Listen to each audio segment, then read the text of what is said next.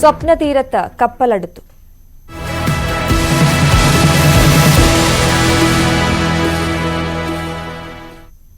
കാത്തിരിപ്പിനൊടുവിൽ കേരളത്തിന്റെ സ്വപ്ന തീരത്തേക്കുള്ള ആദ്യ മദർഷിപ്പ് വിഴിഞ്ഞത്ത്. സാൻ ഫെർണാണ്ടോ കപ്പൽ വിഴിഞ്ഞത്ത് നങ്കൂരമിട്ടു. കപ്പലിന് വാട്ടർ സല്യൂട്ട് നൽകി സ്വീകരിച്ചു. ഇപ്പോൾ കപ്പലിന്റെ ദൃശ്യങ്ങളാണ് പ്രേക്ഷകർ കാണുന്നത്. വിഴിഞ്ഞത്തെത്തിയ സാൻ ഫെർണാണ്ടോ കപ്പലിന്റെ ദൃശ്യങ്ങൾ, തത്സമയ ദൃശ്യങ്ങളാണ് കാണുന്നത്.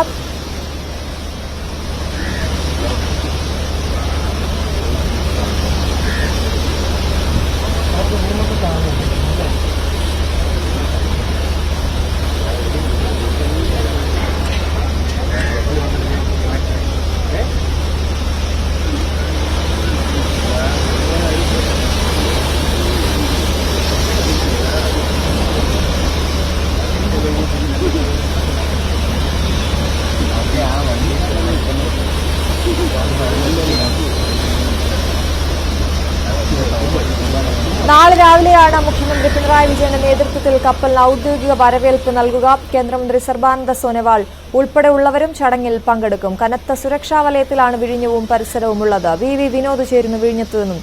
വിനോദ്, അങ്ങനെ കപ്പൽ അടുത്തിരിക്കുന്നു. കപ്പലിന്റെ ദൃശ്യങ്ങൾ കൃത്യമായി നമുക്ക് പ്രേക്ഷകരിലേക്ക് എത്തിക്കാൻ സാധിക്കുന്നു. ഇനിയുള്ള നടപടിക്രമങ്ങൾ അവിടെ എങ്ങനെയാണ്? എപ്പോഴാണ് കപ്പൽ കരയിൽ തീരത്തേക്ക് എത്തുക?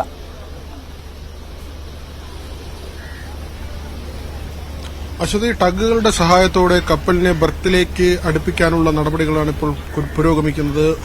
കൂറ്റൻ വടം കപ്പലുമായി ബന്ധിച്ച് കപ്പലിനെ ബർത്തിലേക്ക് അടുപ്പിക്കുക, അതോടൊപ്പം തന്നെ ടഗുകളുടെ സഹായത്തോടുകൂടി തീരത്തേക്ക് അടുപ്പിക്കുക, ഇതാണ് ഇനിയുള്ള നടപടിക്രമങ്ങൾ. അതിനുശേഷമാണ് കണ്ടെയ്നറുകൾ ഇറക്കാനുള്ള നടപടികൾ സ്വീകരിക്കുക. ഇവിടെ 8 ഷിഫ്റ്റ് ഷോർ ക്രെയിനുകളും അതോടൊപ്പം തന്നെ 28 യാർഡ് ക്രെയിനുകളുമാണുള്ളത്. ഈ ക്രെയിനുകളുടെ സഹായത്തോടെയാണ് പിന്നീടുള്ള ട്രാൻസ്ഷിപ്മെന്റുമായി ബന്ധപ്പെട്ട കാര്യങ്ങൾ പൂർത്തിയാക്കുക. പക്ഷേ ഇപ്പോൾ റോഡ് മാർഗമുള്ള ട്രാൻസ്ഷിപ്മെന്റ് അല്ല കൂടുതലായി ആലോചിക്കുന്നത്.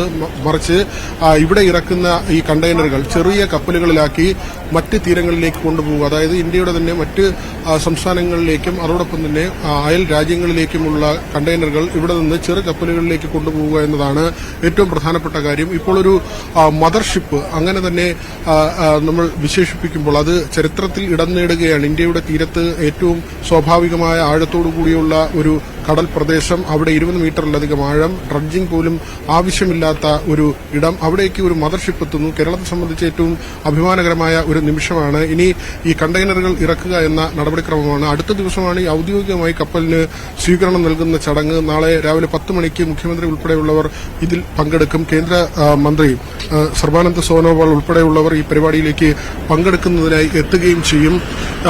ഇതിന്റെ ഈ കണ്ടെയ്നറുകൾ ഏതാണ്ട് 2000-ഓളം കണ്ടെയ്നറുകളാണ് ഇത് ഇവിടെ ഇറക്കുക. 30,000 കണ്ടെയ്നറുകൾ ഇവിടെ സൂക്ഷിക്കാനുള്ള ഒരു ശേഷി ഈ തുറമുഖത്തിനുണ്ട്. പക്ഷേ ഇപ്പോൾ 2000-ഓളം കണ്ടെയ്നറുകളാണ് എത്തുന്നത്. സാൻ ഫെർണാണ്ടോ എന്ന കപ്പൽ ചൈനയിൽ നിന്ന് യാത്ര തുടങ്ങി ഇവിടെ ഈ തീരത്തെത്തി. നാളെ വൈകിട്ടോടുകൂടി ഈ കണ്ടെയ്നറുകളെല്ലാം ഇറക്കി ഇതിന്റെ ദൌത്യം പൂർത്തിയാക്കി നാളെ വൈകിട്ടോടുകൂടി തീരം വിടും. ആ തരത്തിലാണ് ഇവിടെ ക്രമീകരണങ്ങൾ ഏർപ്പെടുത്തിയിട്ടുള്ളത്. ആദ്യഘട്ട നിർമ്മാണം പൂർത്തിയായ മുറയ്ക്ക് ഇതിന്റെ ഒരു ട്രയൽ റൺ എന്ന നിലയ്ക്കാണ് ഇപ്പോഴത്തെ ഈ നടപടിക്രമങ്ങൾ.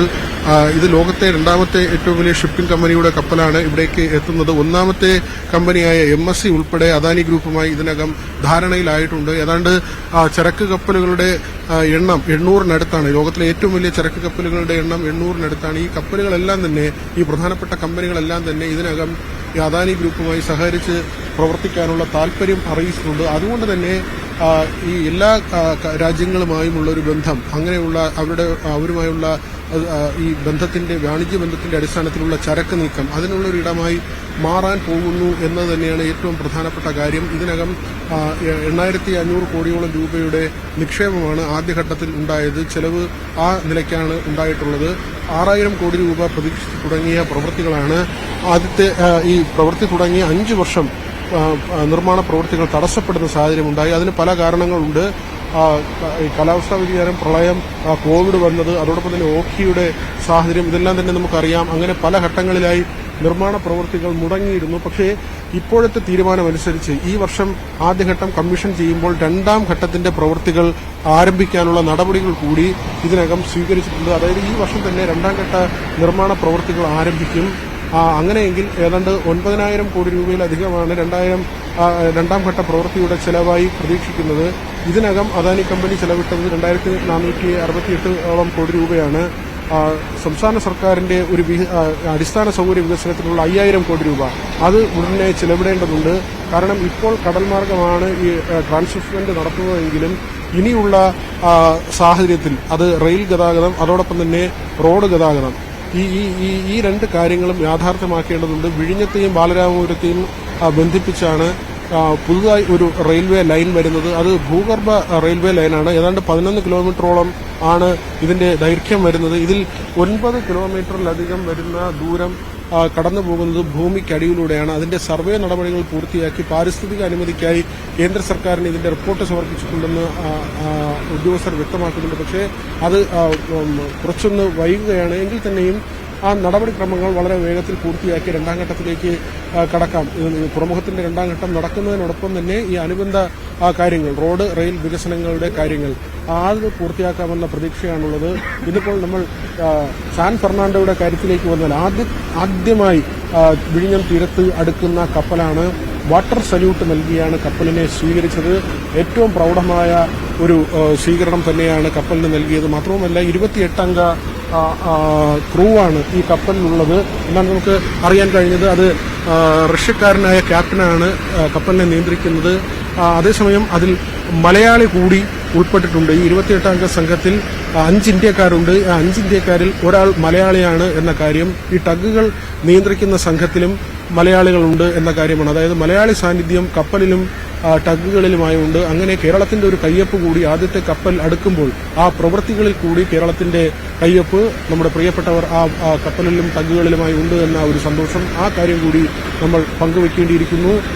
ഇതിന്റെ രാഷ്ട്രീയമായ ചില കാര്യങ്ങൾ കൂടി, അതായത് നാളത്തെ ഔദ്യോഗിക ചടങ്ങിലേക്ക് പ്രതിപക്ഷ നേതാവിനെ ക്ഷണിച്ചിരുന്നില്ല. ഇത് വലിയ വിവാദമായിരുന്നു. ആരാണ് വിഴിഞ്ഞം പദ്ധതിയുടെ യഥാർത്ഥ അതിന്റെ രക്ഷിതാവ് എന്നതിനെ ചൊല്ലിയുള്ള ചർച്ച, ആരുടെ കുഞ്ഞാണ് വിഴിഞ്ഞം പദ്ധതി എന്നത് സംബന്ധിച്ച് കഴിഞ്ഞ ദിവസം നിയമസഭയിൽ ചർച്ച വന്നിരുന്നു. ഇത് ഇടത് സർക്കാർ, പല ഇടത് മുഖ്യമന്ത്രിമാർ അവർ പല കാലങ്ങളിലായി നടത്തിയ പ്രവൃത്തി അതിന്റെ ഒരു പൂർത്തീകരണമാണെന്ന് സർക്കാർ വാദിക്കുമ്പോൾ ഉമ്മൻചാണ്ടിയാണ് ഇതിന് തുടക്കമിട്ടത്. അദാനിയുമായുള്ള കരാറിലേക്ക് പോയത് ഉമ്മൻചാണ്ടിയാണ്. UDFന്റെ ഒരു ഇച്ഛാശക്തിയാണ് ഈ പദ്ധതി യാഥാർത്ഥ്യമായതിന് പിന്നിലെന്ന് പ്രതിപക്ഷം തിരിച്ചടിക്കുകയും ചെയ്തു. ഏതായിരുന്നാലും പ്രതിപക്ഷ നേതാവിനെ ക്ഷണിക്കാത്തതുമായി ബന്ധപ്പെട്ട വിവാദം നിൽക്കുമ്പോൾ തന്നെ ലത്തീൻ സഭയുടെ പ്രതിനിധികളും നാളത്തെ ഈ ഔദ്യോഗിക ഉദ്ഘാടന അല്ലെങ്കിൽ ഈ കപ്പലിന് കൊടുക്കുന്ന ഔദ്യോഗിക സ്വീകരണ ചടങ്ങിൽ പങ്കെടുക്കില്ല എന്ന സൂചനകൾ പുറത്തുവരുന്നുണ്ട്. മത്സ്യത്തൊഴിലാളി സമരവുമായി ബന്ധപ്പെട്ട കാര്യങ്ങൾ നമുക്കറിയാവുന്നതാണ്. നേരത്തെ തന്നെ 140 ദിവസത്തോളം നീണ്ട ഒരു സമരം ഇവിടെ ഉണ്ടായിരുന്നു. അതിനുശേഷം സമരം അതിലേക്ക് നമുക്ക് പോകാം. അതിനു മുമ്പ് ഇപ്പോൾ നമ്മൾ കാണുന്ന ഈ കാഴ്ച, ഈ സമയം, അത് ചരിത്രത്തിന്റെ ഭാഗമാണ്. വിഴിഞ്ഞത്തിന്റെ മുഖം മാറുന്നു എന്ന് നമ്മൾ കുറെ കാലങ്ങളായി പറയുന്നു. ആ മുഖം ഏറ്റവും മനോഹരമായി കാണുന്ന ദിവസമാണിന്ന്. വിഴിഞ്ഞത്തേക്ക് ആദ്യ കപ്പലെത്തുന്നു. അതും ലോകത്തെ രണ്ടാമത്തെ വലിയ കപ്പൽ കമ്പനിയായ മെസ്കിന്റെ സാൻ ഫെർണാണ്ടോ എന്ന കപ്പൽ വിഴിഞ്ഞത്തേക്ക് എത്തിയിരിക്കുന്നു എന്നുള്ളത് വലിയ അഭിമാന നിമിഷം. വിഴിഞ്ഞത്തുകാരെ സംബന്ധിച്ച് അവർക്കൊരു ഉത്സവ ലഹരിയായിരിക്കുമല്ലോ. ഏത് രീതിയിലാണ് ജനങ്ങളുടെ പ്രതികരണം? ഈ കപ്പൽ കാണാനും അതിനെ സ്വീകരിക്കാനും ഒക്കെ ആളുകൾ അവിടെ ഉണ്ടോ? എന്താണ് അവിടെ നിന്ന് തരാൻ കഴിയുന്ന വിവരങ്ങൾ?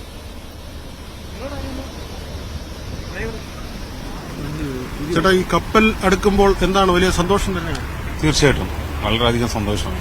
അതായത് നമ്മുടെ നാട്ടിന് വരുന്ന ഏറ്റവും വലിയൊരു മുതൽക്കൂട്ടാണ്. മാത്രമല്ല ഒരുപാട് പേർക്ക് തൊഴിൽ സാധ്യതയും ഇവിടെ ഉണ്ട്.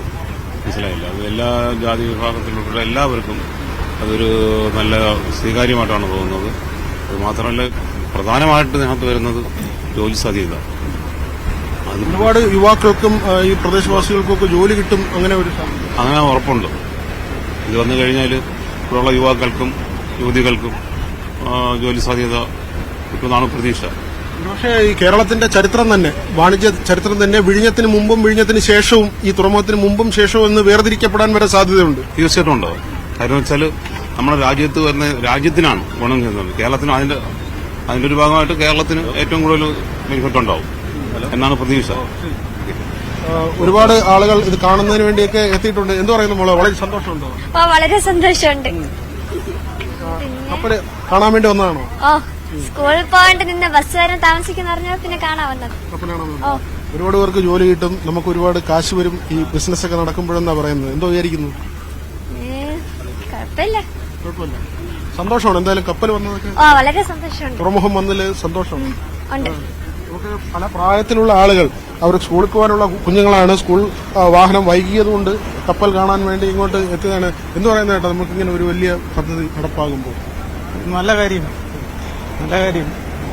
ഒരുപാട് നമുക്ക് വരുമാനം ഉണ്ടാകുന്നു. രാജ്യത്തിന് തന്നെ ഭയങ്കര വരുമാനം കിട്ടുന്ന ഒരു സംഭവമല്ലേ. യുവാക്കൾക്ക് തൊഴിൽ കിട്ടും, ഒരുപാട് പേർക്ക് തൊഴിൽ കിട്ടും.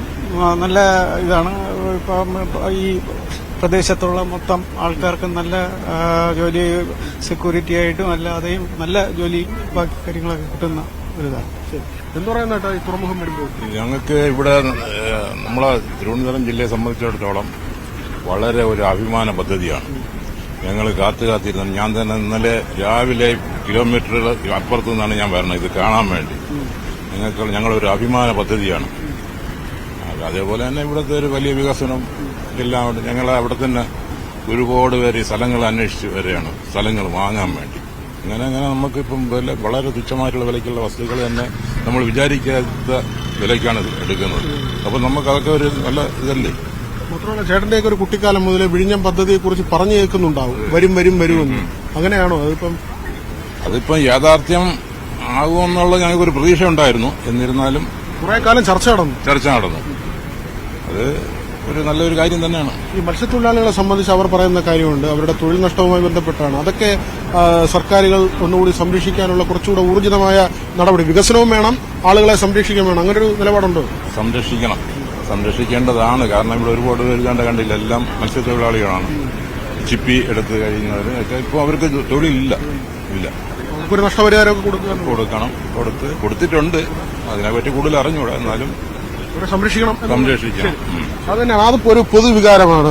അശ്വതി, നമ്മളത് ആളുകളോട് സംസാരിക്കുമ്പോൾ അവർ പൊതുവിൽ പറയുന്നത്, കാരണം വികസനം അത് വരേണ്ടത് തന്നെയാണ്, നാടിനാവശ്യമാണ്, രാജ്യത്തിന്റെ വളർച്ചയ്ക്ക് ആവശ്യമാണ്. പക്ഷേ അതുമായി ബന്ധപ്പെട്ട് ചില ആളുകൾക്ക്, അവിടുത്തെ പ്രദേശവാസികൾക്ക് നേരിടുന്ന ബുദ്ധിമുട്ടുകളുണ്ട്. അവരുടെ തൊഴിൽ നഷ്ടമുണ്ട്, അവരുടെ വാസസ്ഥലങ്ങളുമായി ബന്ധപ്പെട്ട കാര്യങ്ങളുണ്ട്, തീരശോഷണവുമായി ബന്ധപ്പെട്ട് നിൽക്കുന്ന കാര്യങ്ങൾ. ഇത്തരം കാര്യങ്ങളിലെല്ലാം തന്നെ സർക്കാരുകൾ ഊർജിതമായ നടപടി സ്വീകരിക്കണമെന്നാണ്. നമുക്കൊന്നുകൂടി ഈ കപ്പലിന്റെ ദൃശ്യത്തിലേക്ക് പോകാം. നമ്മൾ ആദ്യം കണ്ടതാണ്, അതായത് ഈ ബ്രേക്ക് വാട്ടറിനുള്ളിലേക്ക്, ഈ പുലിമുട്ടിനുള്ളിലേക്ക് കപ്പൽ കയറുമ്പോൾ അതിന്റെ മുൻവശമാണ് അത് നമുക്ക് അഭിമുഖമായി വന്നത്. അതായത് അത് യാത്ര ചെയ്ത് ഈ പുലിമുട്ടിനുള്ളിലേക്ക് കയറി വരുന്ന ഒരു കാഴ്ച.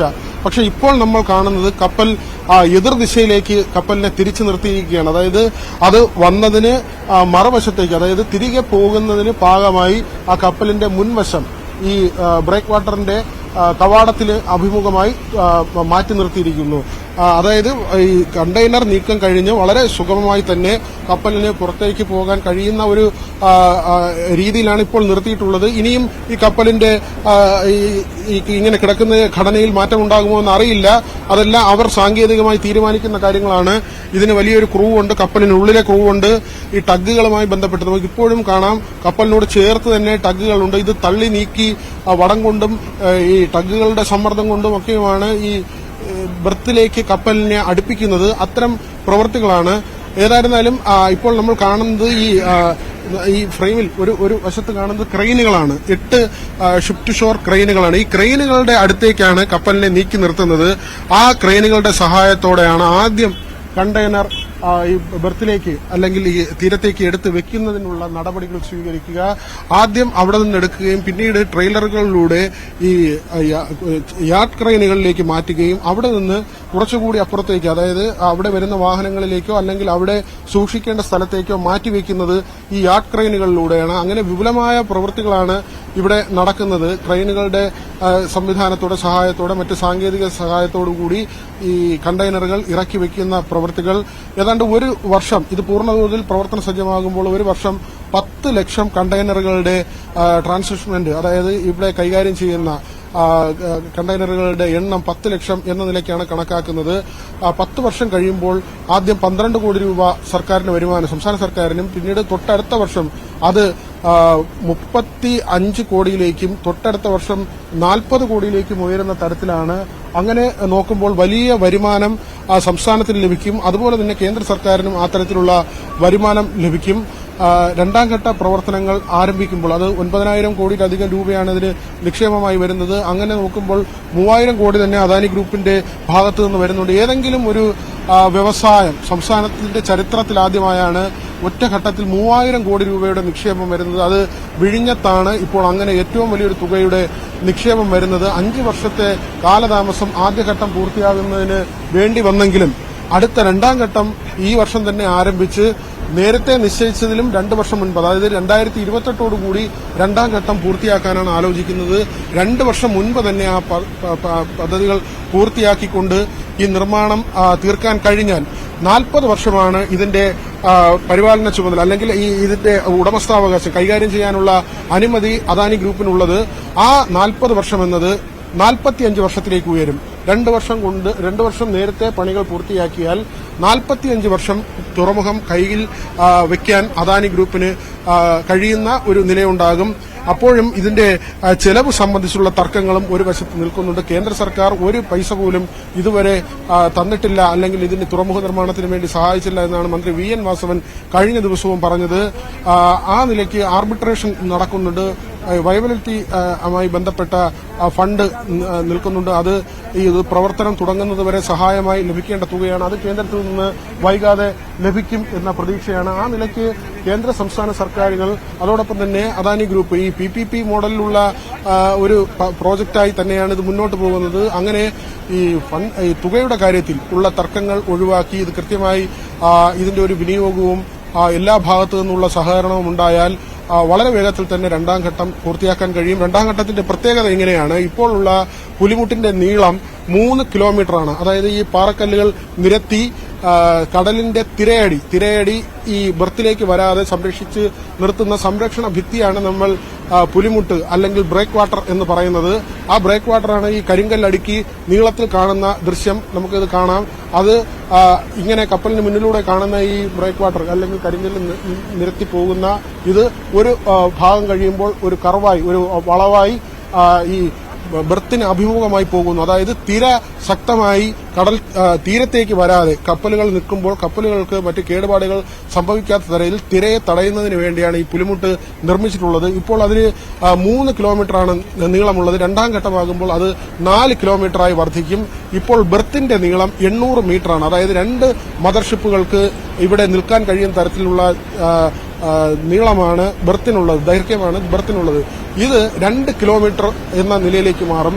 അതായത് 4 കപ്പലുകളോ അതിനപ്പുറത്തേക്കോ കപ്പലുകൾക്ക് നിൽക്കാൻ കഴിയുന്ന നിലയിലേക്ക് ബർത്തിന്റെ നീളം മാറും. അപ്പോൾ കൂടുതൽ കണ്ടെയ്നറുകൾ ഇവിടെ കൊണ്ടുവരാനും ഇറക്കാനും കഴിയും.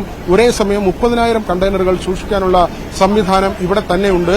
ഇപ്പോൾ വന്നിട്ടുള്ള കപ്പലിൽ നിന്ന് 2,000 കണ്ടെയ്നറുകൾ 2,000-ൽ താഴെ കണ്ടെയ്നറുകളാണ് ഇറക്കാൻ തീരുമാനിച്ചിട്ടുള്ളത്. മാത്രവുമല്ല സ്വകാര്യ വ്യക്തികൾ ഇവിടെ പലയിടങ്ങളിലായി ഈ വെയർഹൌസുകൾ നിർമ്മിക്കാനുള്ള പ്രവൃത്തികളുമായി മുന്നോട്ട് പോകുന്നുണ്ട്. അതായത് ഈ സർക്കാരുമായി ബന്ധപ്പെട്ടല്ലാതെ സ്വകാര്യ വ്യക്തികൾ, സ്വകാര്യ സംരംഭകർ, സ്വകാര്യ വ്യവസായികൾ അവർ ഇവിടെ പലയിടങ്ങളിലായി ഇപ്പോൾ വെയർഹൌസുകളുടെ നിർമ്മാണം നടക്കുന്നുണ്ട്.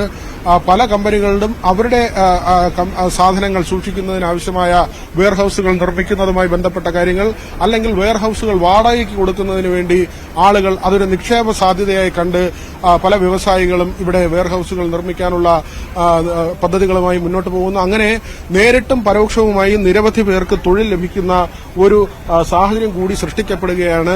ഇതുവരെ തിരുവനന്തപുരം നഗരം, അത് തിരുവനന്തപുരം തലസ്ഥാനം എന്ന് അറിയപ്പെട്ടിരുന്ന സ്ഥലം ഒരുപക്ഷെ ഇനി തുറമുഖ നഗരം എന്ന് അറിയപ്പെടും. പലരും പ്രവചിക്കുന്നത് ആ നിലയ്ക്ക് തന്നെയാണ്.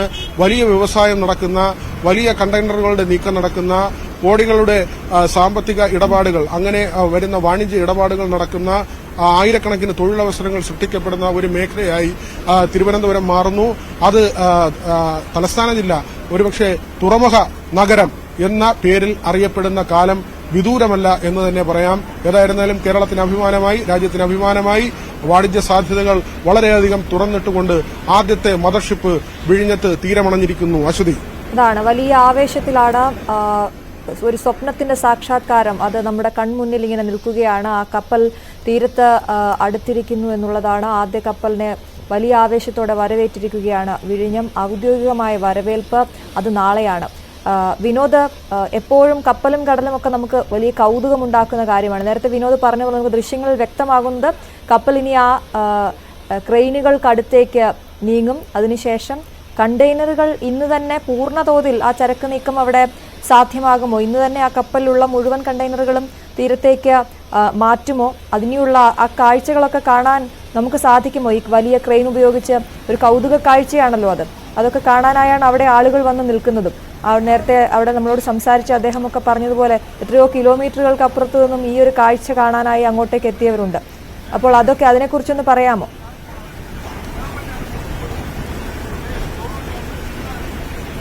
അശ്വതി, ഇപ്പോൾ 2000-ഓളം കണ്ടെയ്നറുകൾ, ഒരുപക്ഷെ 2000-ൽ താഴെ കണ്ടെയ്നറുകളായിരിക്കും ഇറക്കുക. അത് നാളെ വൈകിട്ട് വരെയാണ് കപ്പൽ തിരുവനന്തപുരത്ത് വിഴിഞ്ഞത്ത് തുടരുക. നാളെ വൈകിട്ടോടുകൂടി വീണ്ടും ഈ കണ്ടെയ്നറുകൾ ഇറക്കിയുള്ള യാത്ര തുടരും. ഇന്ന് തന്നെ കണ്ടെയ്നറുകൾ ഇറക്കും എന്ന് തന്നെയാണ് അധികൃതർ നമ്മളെ അറിയിച്ചിട്ടുള്ളത്. അതിന്റെ നടപടികൾ ഇന്ന് തന്നെ ഉണ്ടാകും. ഒരുപക്ഷെ ഇന്നും നാളെയുമായിട്ടായിരിക്കും പൂർണ്ണതോതിൽ കണ്ടെയ്നറുകൾ ഇറക്കുക. ഏതായിരുന്നാലും പ്രതീക്ഷിച്ചതുപോലെ കൃത്യമായ തീയതിയിൽ തന്നെ ഈ ആദ്യത്തെ മദർഷിപ്പ് എത്തുന്നു. അതിന്റെ ഒരു പരീക്ഷണാടിസ്ഥാനത്തിലുള്ള നടപടികളാണ് നടക്കുന്നത്. ട്രയൽ റണ്ണാണ് ഇന്നത്തേത്. ആ തരത്തിൽ നോക്കുമ്പോൾ ഇടയ്ക്ക് ഒരു കാലതാമസം ഉണ്ടായെങ്കിലും, ചില വർഷങ്ങളുടെ കാലതാമസം നിർമ്മാണത്തിൽ, അതിൽ ഒരു കാലതാമസവും വൈകല്യം ഉണ്ടായെങ്കിലും പിന്നീട് ഇങ്ങോട്ട് വീണ്ടും ഒരു നിർമ്മാണ പ്രവൃത്തികൾ വീണ്ടും തുടങ്ങുമ്പോൾ വളരെ വേഗത്തിലായിരുന്നു എന്ന് പറയാതെ തരമില്ല. അതിനൊരു സർക്കാരിന്റെ ഇച്ഛാശക്തി ഉണ്ടായിരുന്നു. ഈ പാറക്കല്ലുകൾ ഉൾപ്പെടെ എത്തിച്ച് പുലിമുട്ടിന്റെ നിർമ്മാണം പൂർത്തിയാക്കുക, ബെർത്തിന്റെ നിർമ്മാണം, ഇത് തന്നെയായിരുന്നു ഇവിടുത്തെ ഏറ്റവും പ്രധാനപ്പെട്ട വെല്ലുവിളി. ആ വെല്ലുവിളികൾ പൂർത്തിയാക്കാൻ കഴിഞ്ഞു എന്നത് തന്നെയാണ് ഏറ്റവും പ്രധാനപ്പെട്ട കാര്യം. ഇപ്പോൾ ഇവിടേക്ക് കൂടുതൽ ആളുകൾ എത്തുന്നുണ്ട്. ഇങ്ങനെ ഒരു പദ്ധതി വരുമ്പോൾ എന്താണ് മനസ്സിൽ? വളരെ സന്തോഷമുള്ള കാര്യമാണ്. കാരണം കേരളം പോലുള്ള ഒരു സംസ്ഥാനത്ത് ഇത്തരത്തിലുള്ള പദ്ധതികൾ വരുന്നത് കേരളത്തിന്റെ ജീവിത നിലവാരം വരെ വളരെ ഉയർന്ന രീതിയിലേക്ക് വരും എന്ന കാര്യത്തിൽ സംശയമൊന്നുമില്ല. ഇത് പൂർണ്ണഘട്ടത്തിലെത്തുന്നത് വരെ ഇപ്പോൾ ഇത് മദർഷിപ്പ് എത്തിയിട്ടുള്ളൂ. ഇനി ഇതിന്റെ പദ്ധതികൾ പൂർണ്ണമായി കഴിഞ്ഞാൽ ഇന്ത്യയിലെ തന്നെ ലോകോത്തര നിലവാരത്തിലുള്ള ഒരു തുറമുഖമായി മാറും എന്ന കാര്യത്തിൽ സംശയമൊന്നുമില്ല. നമ്മുടെയൊക്കെ മനസ്സിൽ വലിയ അഭിമാനം നിറയുന്നൊരു സമയം കൂടെയാണ്. വളരെ അഭിമാനമുള്ള കാര്യമാണ്. നേരത്തെ അത് ഗവൺമെന്റുകൾ മാറി മാറി വന്നെങ്കിലും ഇപ്പോഴത്തെ പിണറായി സർക്കാരിനാണ് ഇത് പൂർത്തീകരിക്കാനുള്ള ഒരു അവസരം കിട്ടിയത്. എന്നാലും അത് ഗവൺമെന്റിന്റെ കാര്യമല്ല, ജനങ്ങൾക്ക് അത് കൂടുതൽ താല്പര്യമുള്ള ഒരു കാര്യമാണെന്ന് മനസ്സിലാക്കുന്നു. നമുക്ക് തൊഴിലവസരങ്ങൾ ധാരാളമായി വരും. ഇതിന്റെ ഒരു ബിസിനസ് സാധ്യത, രാജ്യത്ത് തന്നെ വരുമാനം വലിയ തോതിൽ വർദ്ധിക്കും. അങ്ങനെയൊക്കെയുള്ള പ്രതീക്ഷകൾ, അങ്ങനെയുള്ള കണക്കുകളൊക്കെയുമാണ് പുറത്തുവരുന്നത്. തീർച്ചയായിട്ടും അത് തന്നെയാണല്ലോ ജനങ്ങളെ സംബന്ധിച്ചിടത്തോളം. തൊഴിലില്ലായ്മ വളരെ രൂക്ഷമായിരിക്കുന്ന ഈ സമയത്ത് ഇത്തരത്തിലുള്ള പദ്ധതികൾ വന്നു കഴിഞ്ഞാൽ മാത്രമേ ജനങ്ങൾക്ക് അത് ഉപകാരമുണ്ടാവുള്ളൂ. ഒരുപാട് പ്രതീക്ഷയും പ്രത്യാശയും നമുക്ക് ആ കാര്യത്തിലുണ്ട്. തീർച്ചയായും ഈ പദ്ധതി പൂർത്തീകരിച്ചു കഴിഞ്ഞാൽ ഒരുപാട് തൊഴിൽ സാധ്യതകൾ ലഭിക്കുമെന്ന കാര്യത്തിലും ഞങ്ങൾക്ക് ഈ വികസനം വരുമ്പോൾ തന്നെ നമ്മൾ മനുഷ്യരെ മറന്നുകൂടാ എന്ന് പറയും. ഇവിടെയുള്ള മത്സ്യത്തൊഴിലാളികൾ അവരുടേതായ കുറെ ബുദ്ധിമുട്ടുകൾ പറയുന്നുണ്ട്. അപ്പോൾ അതുകൂടി പരിഹരിക്കേണ്ട സാഹചര്യമില്ല. തീർച്ചയായും അങ്ങനെ സാഹചര്യമുണ്ട്. എല്ലാവരും ചേർത്ത് പിടിച്ചുകൊണ്ടുള്ള ഒരു മുന്നോട്ടുള്ള പോക്കാണ് ഏറ്റവും വളരെ നല്ലത്. അതിന് ഈ സർക്കാരിനും തുടർന്ന് പ്രവർത്തിക്കുന്നവർക്കും സാധിക്കട്ടെ എന്ന് അനുമാനിക്കുന്നു. നമുക്ക് വികസനം വേണം, ആരുടെയും കണ്ണീര് വീഴാനും പാടില്ല. തീർച്ചയായും അങ്ങനെ തന്നെയാണ് വേണ്ടത്. തീർച്ചയായും എല്ലാവർക്കും വികസനവും സന്തോഷവും ഉണ്ടാകുന്ന ഒരു നിമിഷമാണിത്. അത് പൂർത്തിയാക്കി കൊടുക്കാൻ സർക്കാരിന് സാധിക്കട്ടെ. കപ്പൽ കാണുമ്പോൾ തോന്നുന്നു സന്തോഷം തോന്നുന്നുണ്ട്. നമ്മുടെ സ്വന്തം സംസ്ഥാനത്ത് ഇത്രയും വലിയൊരു ബൃഹത്തായ പദ്ധതിയാണ്. അതിവിടെ വന്നതിൽ ഏറ്റവും കൂടുതൽ സന്തോഷമുണ്ട്. ഞാൻ ഈ സമീപവാസിയാണ്. പൂന്തറയാണ് എൻ്റെ പ്രോപ്പർ സ്ഥലം. സന്തോഷമുണ്ട്. നമ്മുടെ കുഞ്ഞുങ്ങൾക്ക് പുതിയ തലമുറ വരുമ്പോൾ അവർക്കൊക്കെ ധാരാളം തൊഴിലവസരം, ഒരുപാട് തൊഴിലവസരങ്ങളുണ്ട്. നമ്മുടെ ഈ പ്രദേശത്തിന്റെ ഡിമാൻഡ് തന്നെ വല്ലാതെ മറിയും. സന്തോഷം. തീർച്ചയായിട്ടും അങ്ങനെ തന്നെയാണ്. ആളുകളെല്ലാവരും വലിയ സന്തോഷമാണ് പങ്കുവയ്ക്കുന്നത്. കാരണം ആ നിലയ്ക്ക് ഒരു അഭിമാനത്തിന്റെ മുഹൂർത്തമായി മാറുന്നു. കപ്പലെടുക്കുന്നത് കാണാൻ നിരവധി ആളുകൾ വിഴിഞ്ഞത്തേക്ക് വരുന്ന ഏറ്റവും സന്തോഷകരമായ ഒരു കാഴ്ച തന്നെയാണുള്ളത്. അശ്വതി, ശരി, അതാണിപ്പോൾ നമുക്ക് ദൃശ്യങ്ങളിൽ കാണാം. വിഴിഞ്ഞത്ത് നിന്നുള്ള തത്സമയ ദൃശ്യങ്ങളാണ് പ്രേക്ഷകരിലേക്ക് ന്യൂസ് 8 എത്തിച്ചുകൊണ്ടിരിക്കുന്നത്. കപ്പൽ ഇപ്പോൾ ആ കൂറ്റൻ ക്രെയിനിനടുത്തേക്ക് നീങ്ങുകയാണ്. കണ്ടെയ്നറുകൾ ഉടൻ തന്നെ നീക്കി തുടങ്ങും. ഇന്ന് തന്നെ കണ്ടെയ്നറുകൾ പൂർണ്ണമായും നീക്കുമെന്നാണ് വി വി വിനോദ് അവിടെ നിന്നും റിപ്പോർട്ട് ചെയ്യുന്നത്. ആ കണ്ടെയ്നറുകൾ നീക്കുമ്പോൾ ആ ദൃശ്യങ്ങൾ കൂടി പ്രേക്ഷകരിലേക്ക് എത്തിക്കാൻ ഞങ്ങൾ ശ്രമിക്കും. മറ്റു വാർത്തകൾ കൂടി നോക്കണം. അതിനു മുൻപ് ഒരു ചെറിയ ഇടവേള.